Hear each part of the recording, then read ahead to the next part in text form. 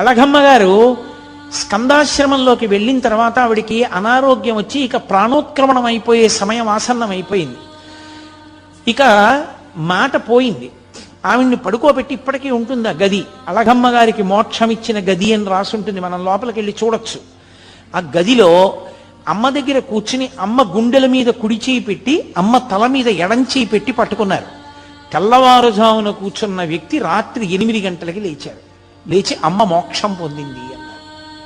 అందరూ ఆశ్చర్యపోయారు, ఏమైందన్నారు.